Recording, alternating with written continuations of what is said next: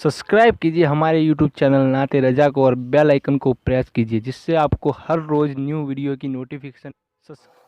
बड़ा खूबसूरत सा एक वाकया। इमाम आजम एक शादी में गए। इमाम आजम एक शादी में गए तो दो भाइयों की शादी दो बहनों से हुई।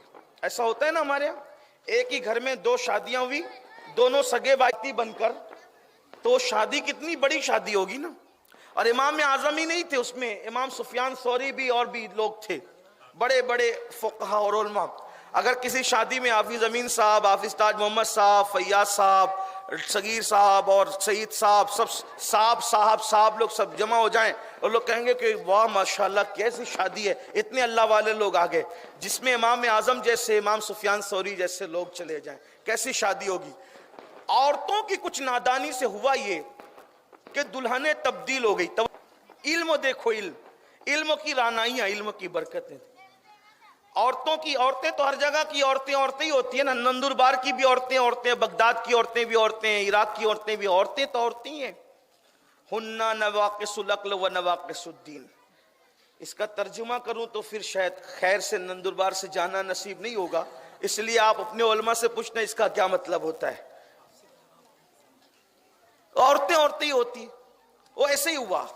उनकी गड़बड़ से दुल्हन तब्दील हो गया। और दुल्हनें तो घूंघट में होती, आजकल नहीं होती अब तो, और दुल्हनें घूंघट में भी नहीं होती।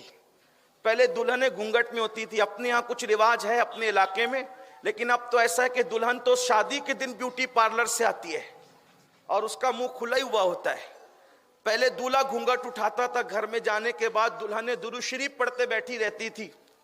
दुल्हनें दुरूद शरीफ पढ़ते बैठी रहती थी जब तक दूल्हा ना आ जाए। अभी तो गाने होते हैं, सहेलियों के तमाशे होते हैं, सालियों के साथ नाच गाने होते हैं, सब बदला। कहां से बरकत मिलेगी। लोग कहते हैं तलाक ज्यादा हो रही। मैंने कहा जिस शादी में रसूलुल्लाह का दिल दुखाया जाएगा गुनाह करके, उस शादी में भी होगी। और हम भी बिगड़ रहे हैं दूसरों के देखा देखी। मुसलमानों, हर मामले में अल्लाह के रसूल की सुन्नत को देखो।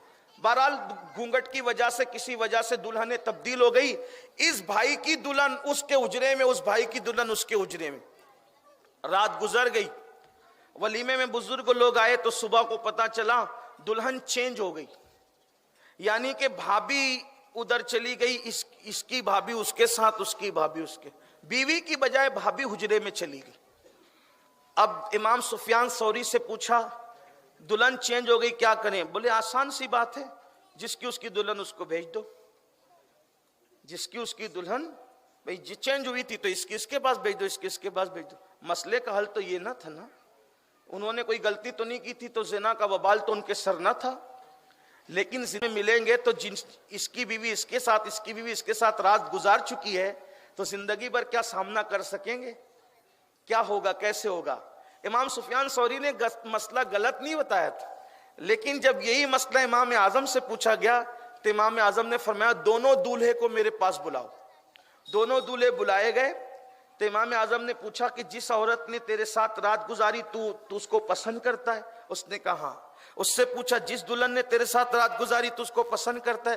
कहा हाँ। और फरमाया एक काम करो, दोनों अपनी अपनी बीवियों को तलाक दे दो और दोनों जिसके साथ रात गुजारे उसी के साथ निकाह कर लो। ये मसला मेरे इमाम ने इतनी आसानी के साथ हल किया। एक और मसला सुन ले, बड़ा खूबसूरत।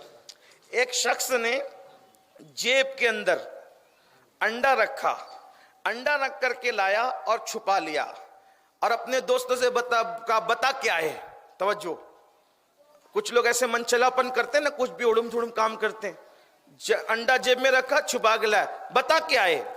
उसने कहा तेरी जेब में पता नहीं जो भी है, मगर ये याद रखना कि मैं जो तेरी जेब में है वो जरूर खाऊंगा।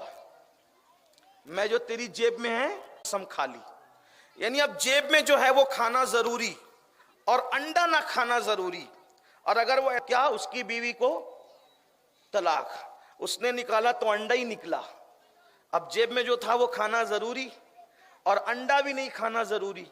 जेब में जो है वो नहीं खाता है। तो लोगों से पूछा, लोगों ने कहा भाई इसने तो बेवकूफी की कि जो जेब में वो खाएगा और अंडा नहीं खाएगा। तब जेब में निकला अंडा, तो अंडा खाता है तो भी निकाह से जाती है, नहीं खाता है तो जाती। करना क्या।